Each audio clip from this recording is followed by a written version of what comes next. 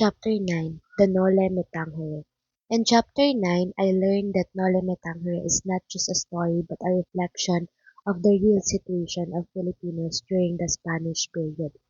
Through the characters and events in the novel, Rizal showed the abuse of power by Spanish friars and officials and how ordinary Filipinos suffered because of injustice and fear.